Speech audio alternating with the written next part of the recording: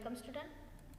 Shadabai Pawar Vidyaniketan and Day School Shadanagar Standard 9 subject Science first and chapter is Laws of Motion.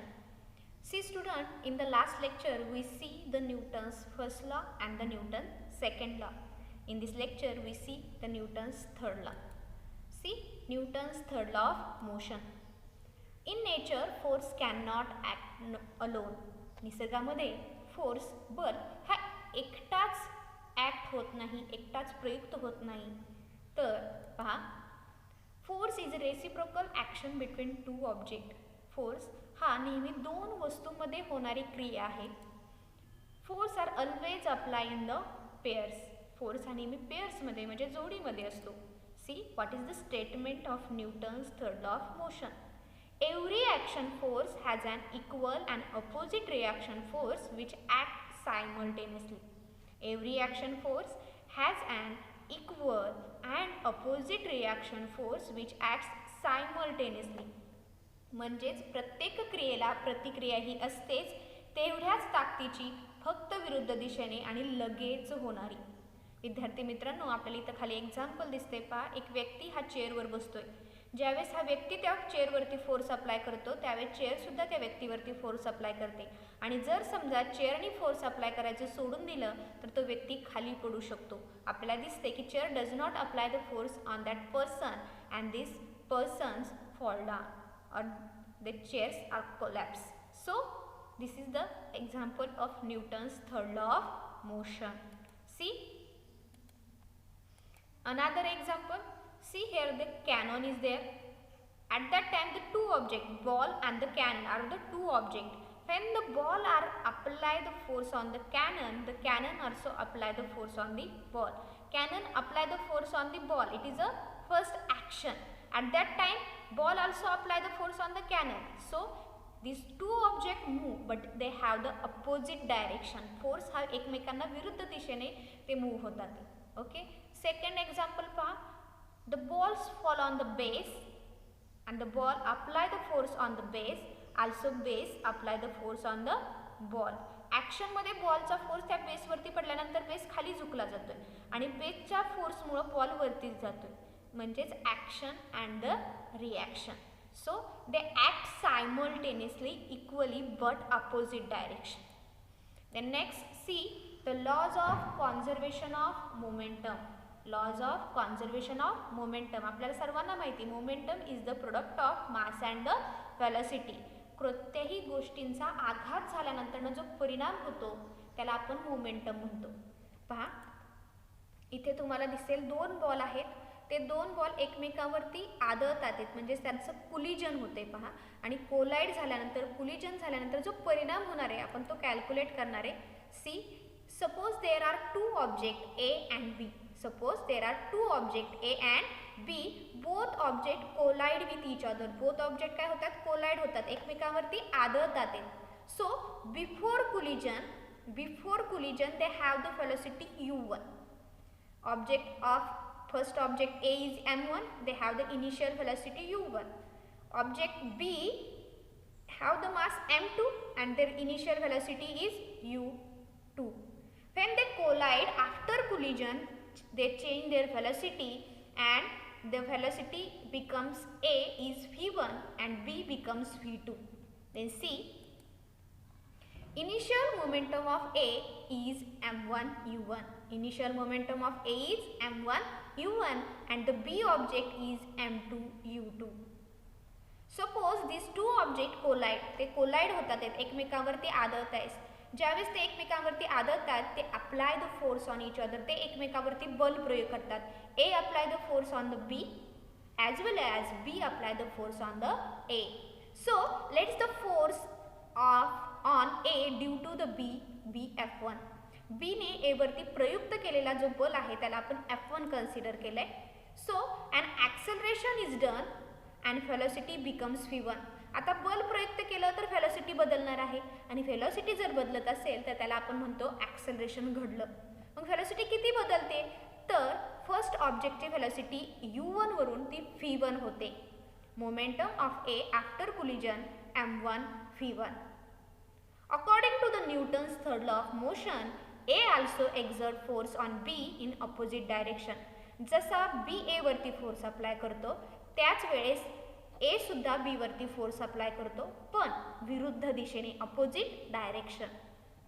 So velocity becomes v2. मग B ची velocity u2 वरून v2 होते पहा. So the momentum of B after collision is equal to m2 v2. If F2 is the force that acts on the object B, so we know the force are equal but opposite direction. So F2 is equal to minus F1. This minus sign indicate they have the opposite direction. विरुद्ध दिशा दाखवण्यासाठी minus sign वापर केलेला आहे पहा. Because force is also vector quantity and when the direction are changes they shown by the negative sign. So equation when according to the Newton's second law, F is equal to ma. So F2 is equal to m2 a2 is equal to F1 m1 a1 minus as it is m1 a1. So we know a means acceleration and we know the formula of acceleration. A is equal to v minus u upon t. So put this formula in this equation. The equation becomes m2 in bracket v2 minus u2 upon t is equal to minus m1 v1 minus u1 upon t. So t in both sides t get cancelled. So m2 v2 minus u2 is equal to minus m1 v1 minus u1. When multiply by this m2 and m1 we get m2 v2 minus m2 u2 is equal to minus m1 v1 minus minus plus m1 u1. Then take final momentum and initial momentum on the same side. So m2 v2 plus m1 v1 is equal to m1 u1 plus m2 u2. So the magnitude of total final momentum is the magnitude of total initial momentum. Magnitude of total final momentum m2 v2 plus m1 v1 is the final momentum and the m1 u1 plus m2 u2 is the initial momentum. So magnitude of total final momentum is equal to magnitude of total initial momentum. विद्यार्थी मित्रांनो तुम्हाला इथे दिसून येईल पहा, red कलरच्या बॉलचा ज्यावेळेस कोलिजन होतं, एकाच बॉलचं कोलिजन होतं त्यावेळेस आपल्याला इकडे ब्लू कलरचा बॉल झालेला दिसतोय. त्या बॉलचं परत तो इकडे झाला तर एका बॉलचं म्हणजे initial momentum is equal to final momentum. Okay, see if no external force is acting on two objects then their total initial momentum is equal to their total final momentum. External जर का force अप्लायच होत नसेल तर जे initial momentum असेल तेच त्या वस्तूचं फायनल मोमेंटम असतं. and when no external force acts on two interacting object their total momentum remains constant. फोर्सच अप्लाय होत नाहीये, ओके, कोलिजनच होत नाही त्यावेळेस त्यांचं मोमेंटम जे सुरुवातीला असेल तेच शेवटी असणार आहे. Means initial momentum is equal to final momentum. It does not change, ते चेंज होणार नाही आणि it is the corollary to the Newton's third law of motion. See when two object collide, आता ज्यावेळेस दोन वस्तू कोलाइड होतात आदळतात the total momentum before collision is equal to the total momentum after collision. आता इथे तुम्हाला व्यवस्थित क्लिअर होईल पहा, इथे दोन बॉलचं कोलिजन होते परत आपल्याला त्याचा परिणाम हा दोनच बॉल बाजूला जाताना दिसतात. Means what, initial momentum is equal to final momentum. जर तीन बॉल गेले असते तर आपल्याला परिणाम सुद्धा तीन बॉलवरती जाणवला असता. जर चार बॉल गेले असते तर आपल्याला परिणाम सुद्धा चार बॉलवरती झालेला दिसला असता.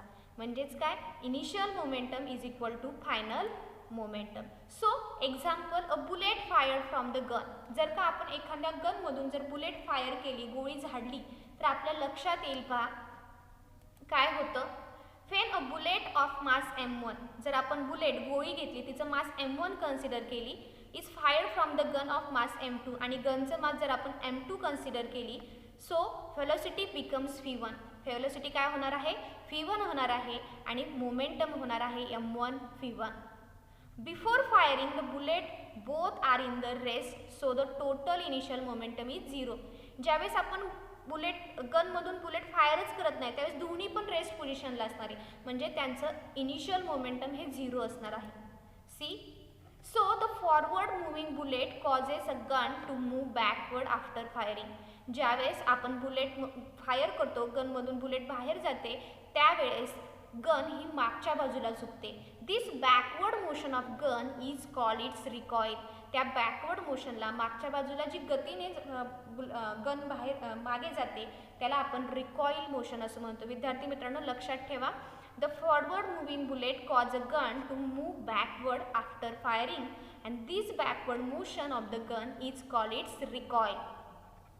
So velocity of recoil is v2. So initial momentum is 0. So equation m2 v2 plus m1 v1 is equal to 0. When we take this in opposite sign, it get minus. So m2 v2 is equal to minus m1 v1. And when we modify this formula, we get v2 is equal to minus m1 v1 upon m2. So from this formula we can calculate the final velocity of that object.